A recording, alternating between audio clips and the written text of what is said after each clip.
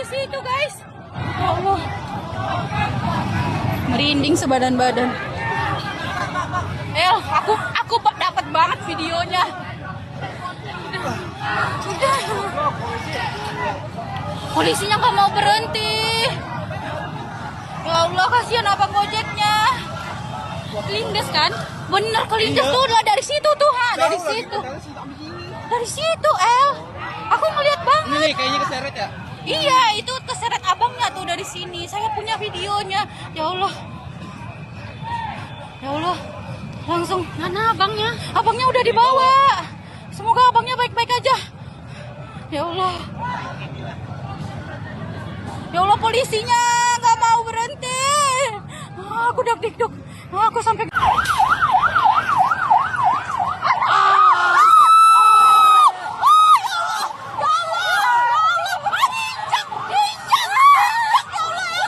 Tinggal dalam sisa lagi. Aduh, jangan Tuhan Yesus, jangan dibanting ke motor, jangan. Oh Yesus, tolong jangan. Oh, jangan. Ini motor, jangan motor. Apa dibanting ke motor?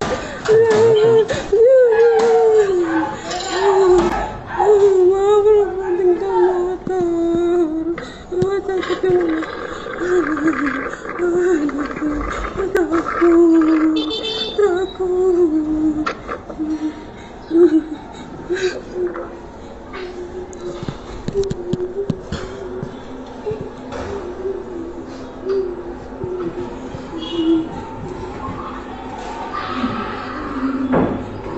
Tinggal dalam sisa lagi.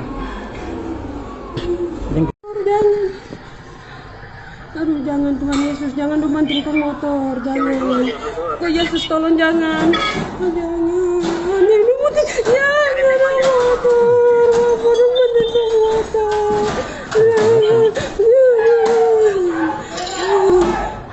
Maaf, dibanting ke motor. Takut banget.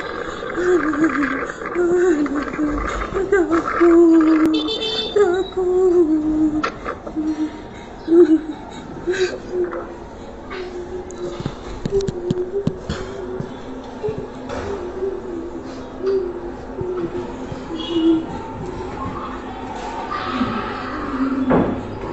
Tinggal dalam sisa lagi.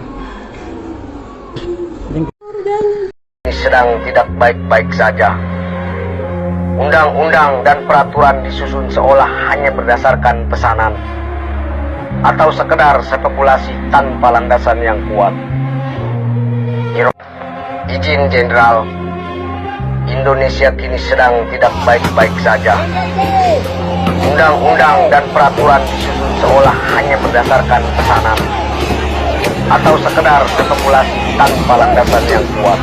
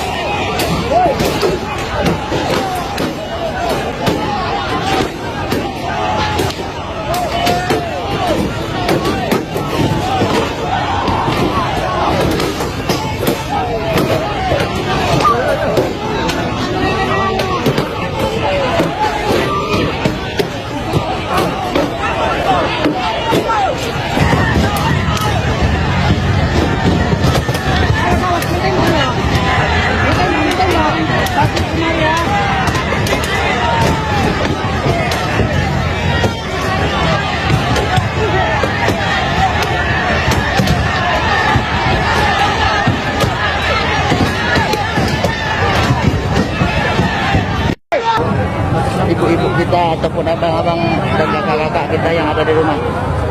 Untuk yang di rumah, semoga sehat selalu dimanapun kalian berada. Oke, kita ucapkan Assalamualaikum warahmatullahi wabarakatuh.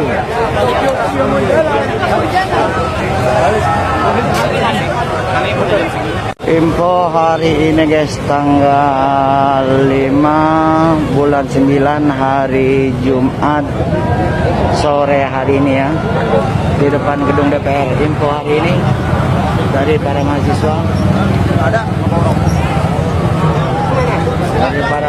saya info hari ini dan sore ini. Oke, buat para kalian di rumah, jangan lupa yang belum follow, di follow dulu. Yang belum like, silakan like semuanya pergi ya. Yang belum follow, silakan di follow dulu. Para wanita ataupun ibu-ibu yang ada di rumah. Izin Jenderal, Indonesia kini sedang tidak baik-baik saja. Undang-undang dan peraturan disusun seolah hanya berdasarkan pesanan atau sekedar spekulasi tanpa landasan yang kuat. Izin Jenderal, Indonesia kini sedang tidak baik-baik saja. Undang-undang dan peraturan disusun seolah hanya berdasarkan pesanan atau sekedar spekulasi tanpa landasan yang kuat.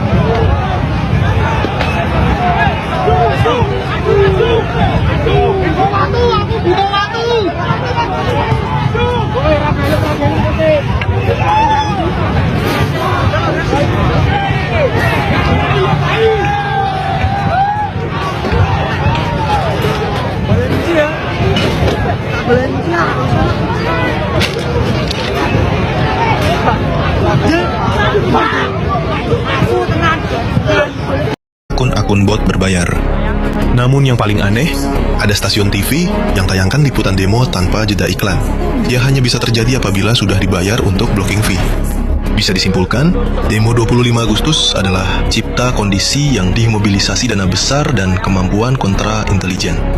Presiden Prabowo harus waspada musuh dalam selimut di lingkar terdekatnya, yang diam-diam operasi menciptakan chaos untuk memperburuk citra pemerintah. Demo tanggal 25 Agustus didanai siapa? Yang pasti bukan mahasiswa. Badan Eksekutif Mahasiswa seluruh Indonesia sudah nyatakan tidak ikut serta demo 25 Agustus. Begitu juga Serikat Buruh tegas menyatakan tidak ikut demo 25 Agustus. Ricuh setelah satu motor dibakar. Masa yang datang pun kebanyakan preman. Mereka langsung anarkis merusak kendaraan-kendaraan yang lewat. Demo 25 Agustus ini berawal dari ajakan buzzer-buzzer yang dimobilisasi secara masif di media sosial. Bahkan saat demo berlangsung, tagar dinaikkan menggunakan jasa akun-akun bot berbayar. Namun yang paling aneh, ada stasiun TV yang tayangkan liputan demo tanpa jeda iklan. Dia hanya bisa terjadi apabila sudah dibayar untuk blocking fee. Bisa disimpulkan, demo 25 Agustus adalah cipta kondisi yang dimobilisasi dana besar dan kemampuan kontra intelijen. Presiden Prabowo harus waspada musuh dalam selimut di lingkar terdekatnya, yang diam-diam operasi menciptakan chaos untuk memperburuk citra pemerintah. Demo tanggal 25 Agustus didanai siapa? Yang pasti melalui kanal yang terfragmentasi, potongan video, infografis tendensius, dan narasi penuh amarah. Sumbernya sulit dilacak, namun ritme penyebarannya seragam. Inilah ciri khas operasi proksi. Aktor utama tidak tampil, melainkan menggunakan jaringan perantara untuk menggoreng isu agar tampak organik. Fase kedua adalah framing dan agitprop. Isu tunjangan DPR tidak lagi disajikan sebagai data, melainkan dipelintir dengan narasi ideologis. DPR dianggap perampok uang rakyat, dianggap berpesta di atas penderitaan rakyat. Bahasa-bahasa emosional ini adalah instrumen agitasi, bertujuan membakar emosi publik dan menciptakan kondisi psikologis yang rawan untuk digerakkan. Fase ketiga yaitu mobilisasi terselubung. Dari ruang digital, ajakan aksi mulai bermunculan lewat akun-akun tanpa identitas, kelompok kecil tanpa struktur resmi, dan front organisasi yang sengaja diciptakan. Teknik ini mirip false flag operation, seruan turun ke jalan seolah datang dari rakyat biasa, padahal dikendalikan oleh aktor bayangan. Ketika massa berkumpul, tahap keempat dimulai. Provokasi lapangan. Agen provokator disisipkan untuk memperkeras suasana, memancing bentrokan kecil, membakar simbol, atau memproduksi visual dramatis.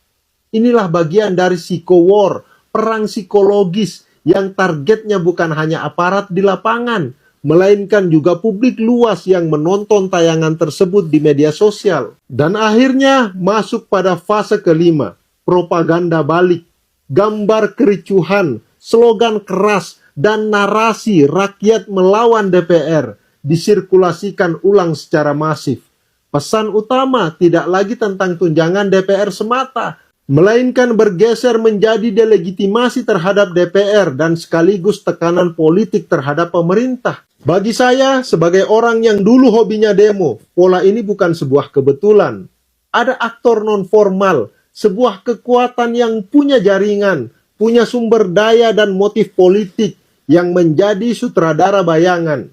Mereka tidak turun ke jalan, tetapi mereka yang meniup peluit, menyalakan bara, lalu mengarahkan kemarahan rakyat untuk kepentingan strategis mereka. Berarti semua yang ikut demo kemarin itu settingan dong bang? Bayaran dong? Tidak semuanya begitu. Masyarakat yang terlibat aksi kemarin yang mencoba meluapkan kemarahannya pada pemangku kebijakan, sejatinya mereka tulus. Tetapi dalam kerangka operasi pengaruh, ketulusan itu direkayasa, diarahkan, dan dijadikan bahan bakar. Rakyat menjadi pion, sementara pertandingan sesungguhnya berlangsung di atas panggung kekuasaan. Thank you. Temu siapa bohirnya, betul nggak? Ya. Sebetulnya nggak terlalu sulit untuk mengetahui ya siapa pendengung awal untuk gerakan demo bubarkan DPR. Jadi cukup dengan keyword, ya nggak perlu scraping, cukup dengan open source intelligence, cukup dengan laptop Anda, cukup dengan notebook Anda, dengan HP Anda akan ketemu ya. Mungkin hanya contoh ini ya, ini contoh ya. Coba buat ketik keywordnya hashtag Gibran Pro Rakyat bubarkan DPR, akan muncul berapa video, banyak di TikTok ya, di IG, di Twitter lebih lagi. Dari tanggal 21 sudah muncul itu gerakan ya, akun-akun yang pro pemerintah ya, yang pendukung 02 tetapi memprovokasi. Tujuannya apa? Kenapa? Ya karena mungkin diduga ada pemesannya. Tinggal itu aja dicek ya. Nanti karena ketemu siapa bohirnya. Betul nggak? Ya. Benar. Salam Pancasila. Wah, Prabowo. Hati-hati ya, wah. Jangan lengah. Walaupun demo kemarin sudah berhasil diredam atau dipadamkan, tapi usaha-usaha untuk mengganti atau melengsarkan kamu tetap dijalankan. Kenapa? Karena ini adalah operasi yang dilakukan oleh CIA alias Amerika. Maka begitu demo kemarin pecah, anarkis, saya langsung berusaha menghubungi Prabowo. Tetapi Prabowo sibuk. Maka saya menghubungi asprinya, asisten pribadi. Dan saya meminta untuk melakukan hal-hal seperti di bawah ini. Ya, jadi operasi CIA ini gampang dilihat. Ya, polanya memakai pola tahun 65. Ya, kita semua ingat tahun 65 adalah CIA berhasil melengsarkan Soekarno, ya. Ya, ini tak ceritakan runut ya. Jadi operasi rahasia CIA ini polanya adalah yang pertama, jika presiden cenderung memihak blok timur, yang dalam hal ini adalah Tiongkok dan Rusia. Waktu zaman Soekarno dulu, Soekarno memihak Uni Soviet dan RRC, ya. Maka Amerika berusaha untuk mengkudeta agar kembali memihak Amerika atau blok barat. Yang kedua, operasi yang dilakukan CIA selalu dengan cara adu domba sampai terjadi chaos, ya, huru-hara, kerusuhan di mana-mana. Agar apa? Agar presiden diganti karena dianggap tidak mampu. Ya, seolah-olah ini bukan perbuatan CIA gitu ceritanya. Ya. Yang ketiga, CIA selalu punya presiden atau calon presiden alternatif. Ya, tahun 65 CIA punya alternatif di luar Soekarno. Ya, jika Soekarno memihak Amerika, maka Soekarno tidak dikudeta. Tapi jika Soekarno memihak blok timur, waktu itu Uni Soviet dan RRC, maka dimunculkanlah presiden alternatif tersebut, yaitu Soeharto. Nah, cluenya begini. Soeharto orang mana? Kan orang Solo. Nah, tahun 2025 ini sama. Ketika Prabowo lebih memihak kepada blok timur, yang dalam hal ini adalah Tiongkok dan RRC, yang dalam hal ini adalah Tiongkok dan Rusia, maka CIA berusaha untuk mengkudeta atau mengganti Prabowo. Ya, calonnya kalau CIA yang berbuat, ya pasti calonnya kembali orang Solo. Ya, saya tidak menuduh siapapun ya. Ya, jadi ya seperti itu, karena memang selalu orang Solo ini yang bisa dimanfaatkan, ya, untuk diiming-imingi jabatan, martabat, uang. Ya, mereka pasti lemah, begitu ceritanya. Buktinya waktu zaman tahun 65 kan bukti itu, ya. Nah, tujuan utama CIA adalah menguasai sumber daya alam. Ya. Nah, maka langkah-langkah yang diambil Prabowo itu sudah tepat, sesuai untuk mengantisipasi operasi rahasia CIA tadi, yaitu mengundang untuk konsolidasi 16 ormas Islam. Ya, karena tahun 65 itu jelas CIA berhasil membenturkan antara ormas Islam melawan Partai Komunis Indonesia. Akhirnya Soekarno berhasil dikudeta. Kali ini targetnya adalah ormas Islam akan dibenturkan melawan Polri atau Kepolisian Republik Indonesia dan DPR. Jika ini berhasil membenturkan, jelas Prabowo lengser. Lalu yang ganti siapa? Ya itulah alternatifnya CIA. Gitu cara mikirnya. Nggak usah mumet-mumet, munyer-munyer, ya. Ya, jadi kuncinya agar Prabowo aman sampai 2029, kuncinya hanya satu. Dekatlah kepada rakyat dan ormas Islam. Udah itu aja. Ya, karena CIA akan kebingungan, akan mengadu domba siapa. Gitu, ya. Dan Prabowo jangan pernah percaya kepada politikus, pejabat-pejabat, orang-orang partai, dan mantan-mantan pejabat, bahkan mantan presiden. Ya. Oke. Segitu dulu ya. Kalau terlalu panjang nanti kalian mumet.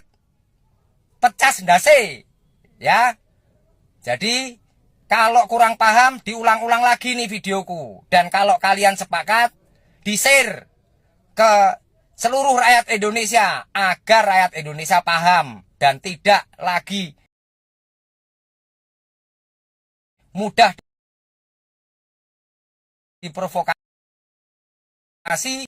untuk dimanfaatkan kepentingan-kepentingan luar negeri. Ya.